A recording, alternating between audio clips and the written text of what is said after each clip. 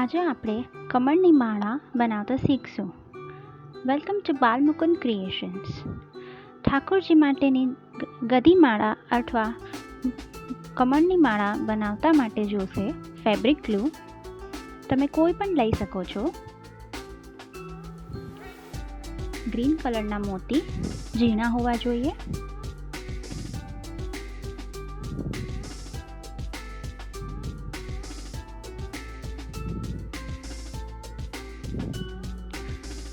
લાંબા વ્હાઇટ કલરના મોતી તમે જોઈ શકો છો. આવી રીતે આવા જોશે.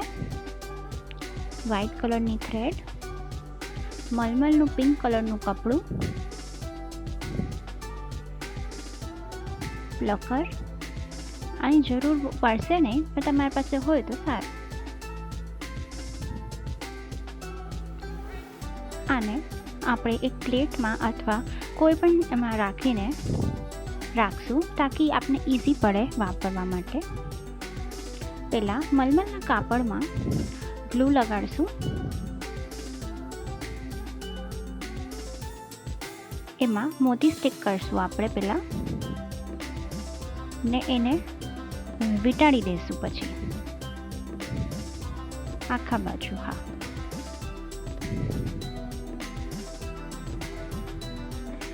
અને સેજ એને રાઉન્ડ કરીને તમે જોઈ શકો છો આખું વીંટાળી દેવાનું.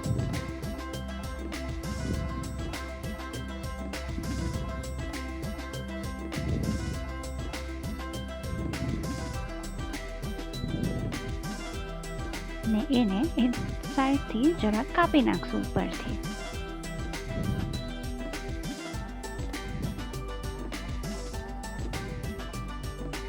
ઉપરથી ફિનિશિંગ માટે સેજ ગ્લુ લગાડીને એને રેપ કરી દઈશું.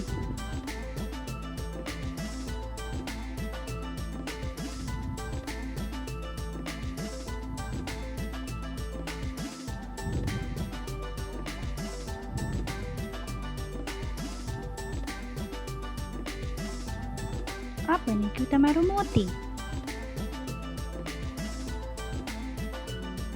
આપણે પાછું જોઈ શકીએ છીએ. પહેલાં ફેબ્રિક ગ્લુ લઈને કાપડમાં લગાડવાનું અને મોતીને એને આખી ચારે બાજુ રેપ કરીને સ્ટિક કરી દેવાનું ને એને સેજ વીંટાળવાનું અને ગોળ ફરાવીને જરાક ટાઈટ થઈ જાય એટલે એને જરાક થોડીક વાર રાખીને કરવાનું અને ઉપરથી પછી એને કટ કરી દેવાનું.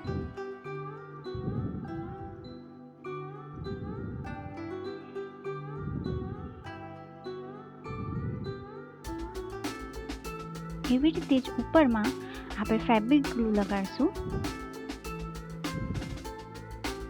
અને એને વીંટાળી દઈશું.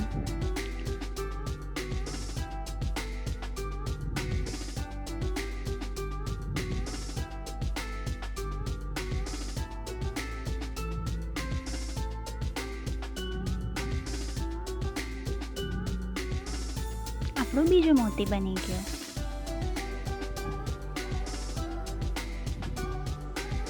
ફરીથી આપણે જોઈ શકીએ છીએ કે થોડુંક સાઈડમાં બચે એને કાપી લેવાનું અને આખું આવી રીતે કાપડ રાખવાનું અને પાછું ફરીથી ફેબ્રિક ગ્લુ લગાડવાનું અને મોતી લઈને એને સ્ટિક કરવાનું ને રેપ કરી દેવાનું.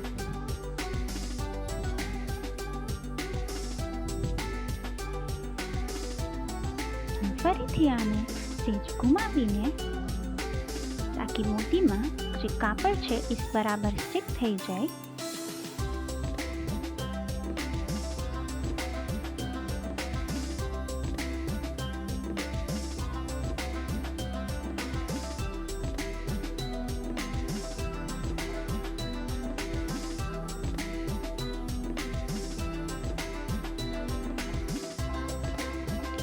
પરથી એને કાપી દેવાનું.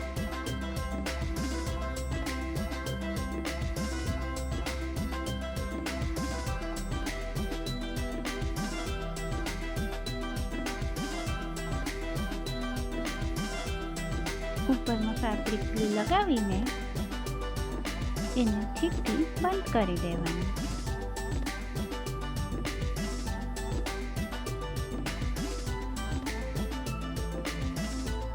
જોઈ શકો છો ફ્રેન્ડ્સ, હવે આવી રીતે આપણે બહુ બધા મોતી બનાવી લીધા છે. આવી રીતે તમે મોટી ગદી માળા બનાવી શકો છો અથવા નાની ઠાકોરજીની માળા બનાવી શકો છો. હા, તમારા ઠાકોરજીના પ્રમાણે તમે એવી રીતે માળા બનાવી શકો છો.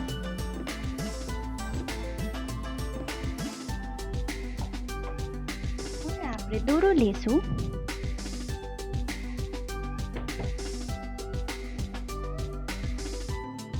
ને પરચવાને એના સાથે આપણે એને રાખશું.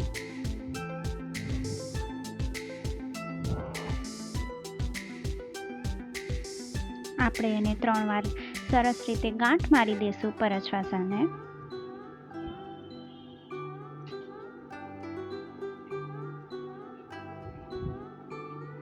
ને હવે આપણે 2 ગ્રીન મોતી લેશું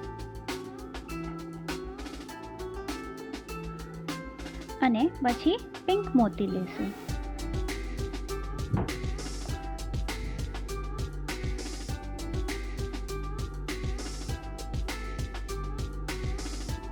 એને વચ્ચેથી ઘુસાવીને તમારે લેવાનું ઉપર.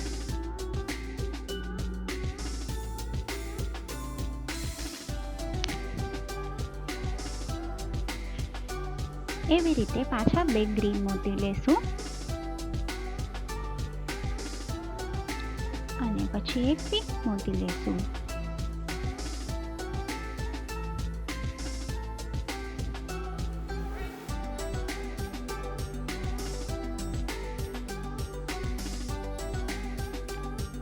અગર તમારું ઉપરનું સેજ કઠણ થઈ ગયું હોય તો તમે આગળથી જોઈ શકો છો, સેજ ઉપર લઈ લેવાનું અને હવે એવી રીતે 2 ગ્રીન મોતી લેવાના અને એક પિંક મોતી લેવાનું.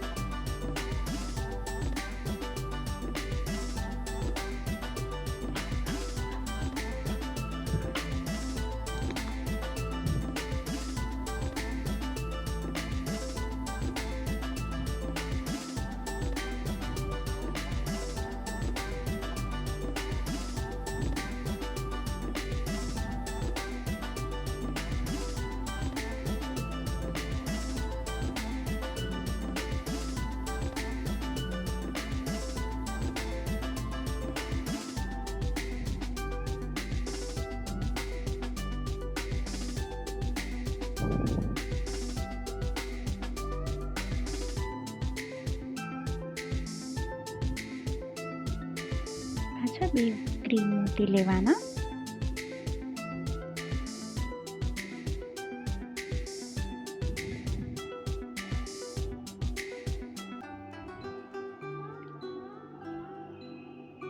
અને પિંક મોતી લેવાનું.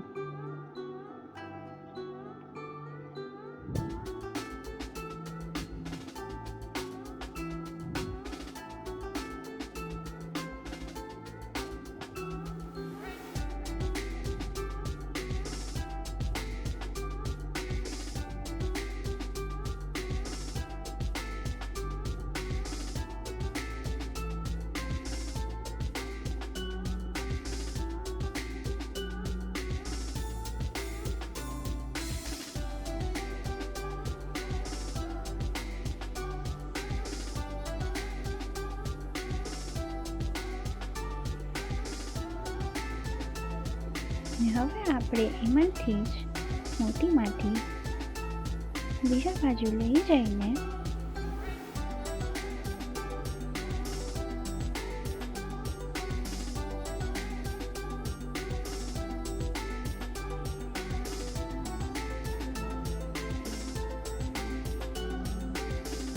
આપણે એને આવી રીતે માળાની જેમ કરી લઈશું તો એ આપણું પેન્ડન્ટ બની જાય. ને હવે આપણે પાછા 2 ગ્રીન મોતી લઈશું ને એવી રીતે જ પાછો એક પિંક મોતી લેવાનું. આ માળા તમારા અનુસાર તમે બનાવી શકો છો, મોટી નાની તમારા સાઈઝ પ્રમાણે. આપણા ઠાકોરજીને કેવી થાય આપણે આને ગદી માળા તરીકે બનાવી શકીએ છીએ. આ બહુ જ ઇઝી માળા છે જે બહુ ટાઈમ નહીં લાગે અને તુરંત બની જશે.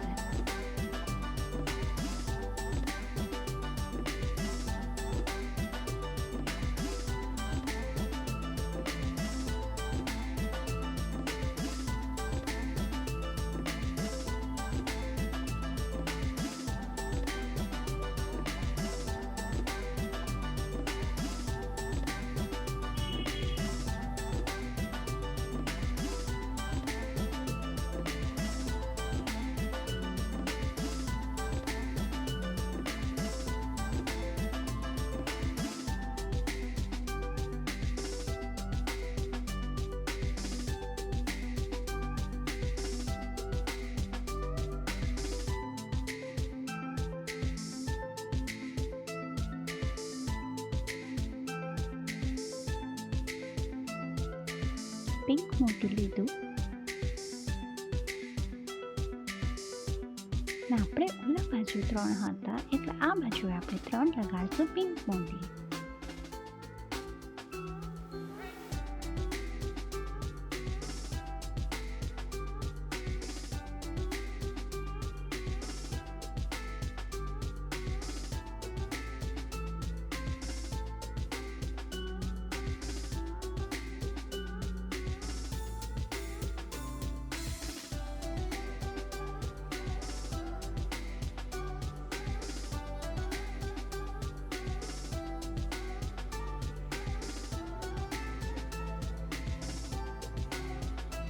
ને હવે 2 ગ્રીન મોતી લઈશું.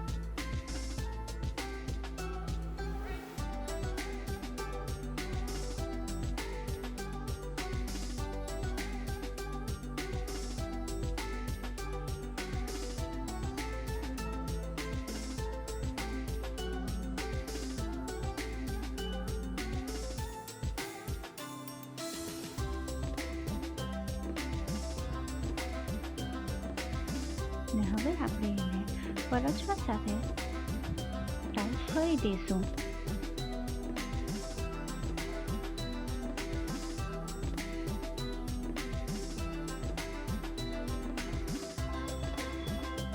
એવી રીતે જ આપણી આ ઠાકોરજી માટેની કમળની માળા તૈયાર છે.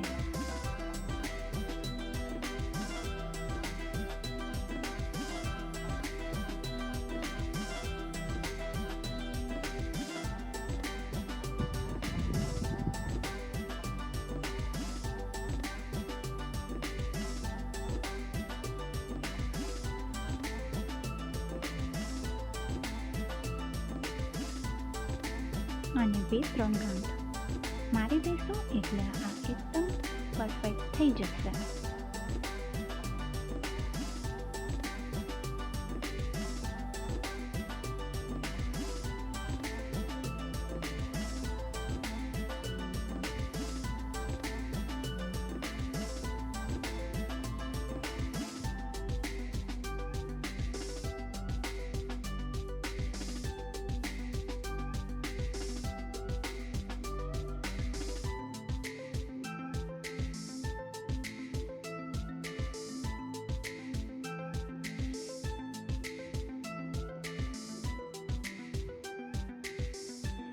એ આપણી કમળની માળા બની ગઈ છે. તમે જોઈ શકો છો. તમે આવી રીતે જ મોટી તમારા પ્રમાણે અનુસાર બનાવી શકો છો માળા અથવા ગદી માળા આપણા ઠાકોરજી માટે.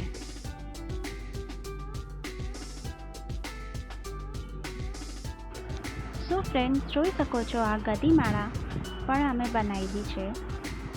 આવી રીતે જ તમે પણ કમળની માળા ખૂબ જ ઇઝીલી બનાવી શકો છો. આને તમારા ફ્રેન્ડ સાથે પણ જરૂર લાઈક ને શેર કરજો અને લાઈક શેર ને સબસ્ક્રાઈબ જરૂર કરાવજો એમનાથી પણ. આવી રીતે જ અમે આગળ હજી ટ્યુટોરિયલ્સ જરૂર લાવશું, તો તમે સબસ્ક્રાઈબ જરૂર કરજો બધા અપડેટ્સ માટે. જય શ્રી કૃષ્ણ.